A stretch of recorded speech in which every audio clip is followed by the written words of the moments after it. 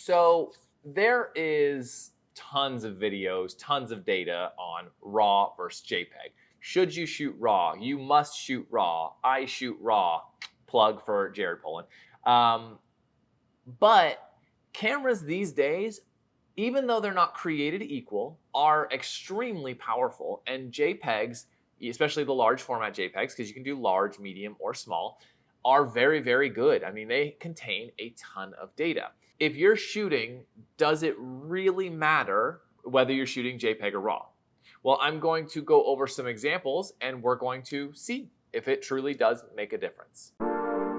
My name is Will, welcome back to the channel. Like I mentioned, RAW versus JPEG, but the true facts and data about it. Now, just a simple recap, RAW is the base, dulled down, all the data, every little bit of data that the camera can capture, untouched, unadulterated, and just ready for you to edit.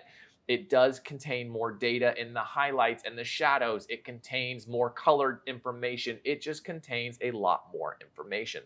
It's like taking a blank canvas for a painting and starting fresh. Where a JPEG has a color profile. Even if it's set to neutral, it's already adjusted certain levels and it's set certain information points of that image. For example, it's like taking that blank canvas that has a paint by numbers already predetermined on it. That's kind of a good analogy. However, like I mentioned, JPEGs are big these days. They have lots of data and you can push them quite well. But let's look at cameras for a second. All cameras are not created equal. I shoot on a Canon R5 Mark I and a Canon R6 Mark II.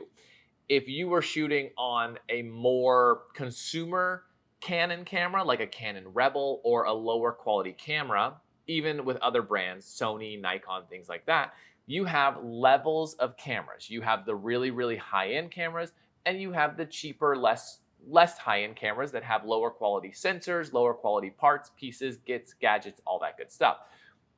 So it might make more sense to shoot RAW there, and you might be able to get away with a little bit more on the JPEG side on the higher end cameras. And that's simply because the tech inside the camera is way better quality. So when you take a RAW image with a Rebel camera, just as an example, and a JPEG image with a Rebel camera, those two are going to probably be a little bit more different than, say, my R5 JPEG versus RAW. You're going to probably have a little bit more quality difference in that case.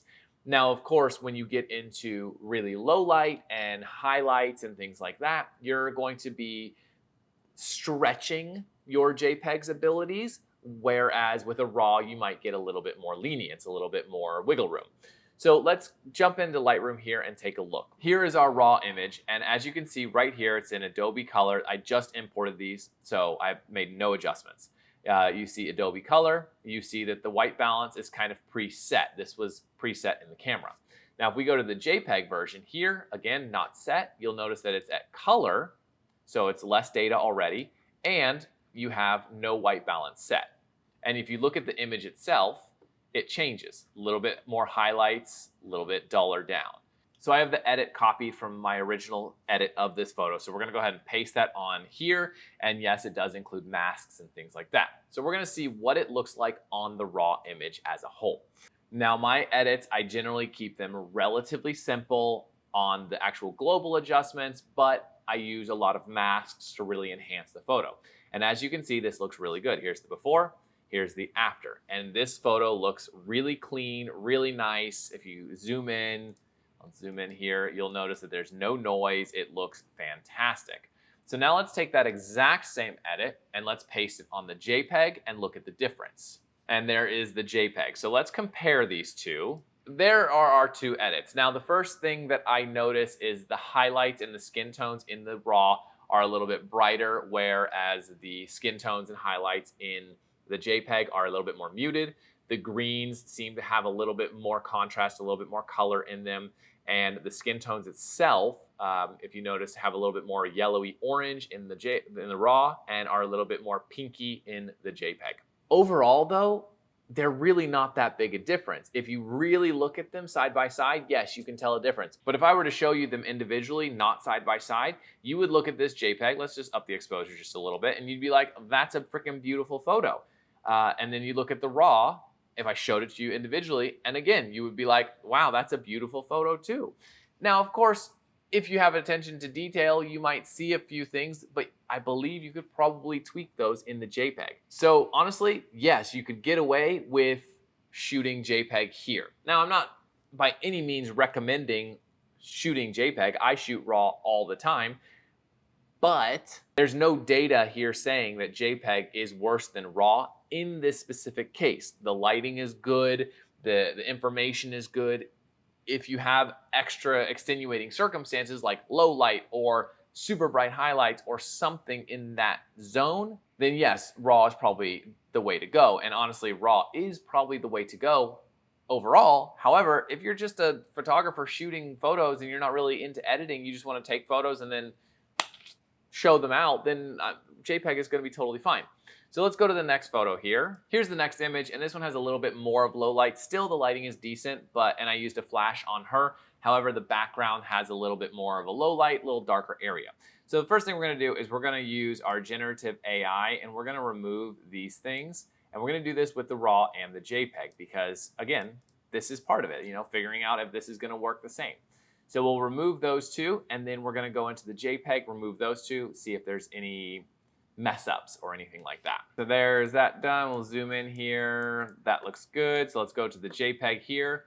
And I want you to notice one thing while I do this. Look at the size of the JPEG in the top left right here. That's a big ass JPEG. Big ass JPEG. There's a lot of information in this photo. So that's another reason why it is so malleable, so workable. So let's look at this. That looks perfect, and that looks perfect. Good. All right, so now let's take our edit. First, we're going to crop this baby so it's straight, because I like me some straight photos. And let's go ahead and paste that. Oh, that didn't work. Okay. Good. Update these masks. There we go. Good. A little bit yellow, so if we go down here to the dress and set the white balance, perfect. I actually like that little vintagey look here. So we're going to warm that up just a little bit and then copy. And let's go to the JPEG here. Again, we're going to crop it so it's straight and paste. So that actually has quite a big difference here. Let's take a look at these two. Okay, what are you doing? Okay, all right, calm down there, computer. Good, there we go. And we're gonna switch these up.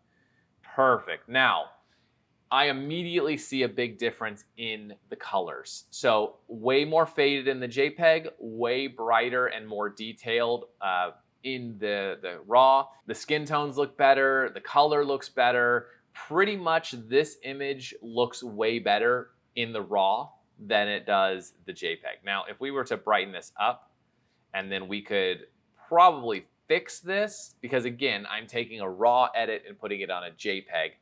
That doesn't usually work because, again, there's more information in the RAW. But if I were, she looks like there's no contrast in her at all. Like her skin looks too smooth. Now I do have skin softening on, but that is like way too smooth. I'd have to adjust that. But let's check out the hue here. Let's see if we can adjust this. Okay, it's a little bit better. Go to the saturation. Okay, it's a little bit better. So that's the thing. RAW to RAW, the edits are going to look the same. The edits will work. However, RAW to JPEG, you're editing differently because there's different information. So you can make it work. And this, I kind of, with a few tweaks, made it blend pretty well. So in the end, realistically, you could get away with shooting one or the other. It's going to greatly depend on what your purposes are for the photos after you've taken them. If you're going to be highly editing, if you're taking landscape photos, you're going to highly edit them and tweak them in Photoshop and really do some dramatic adjustments, then you definitely want RAW, because RAW is going to give you the most customization of the photo.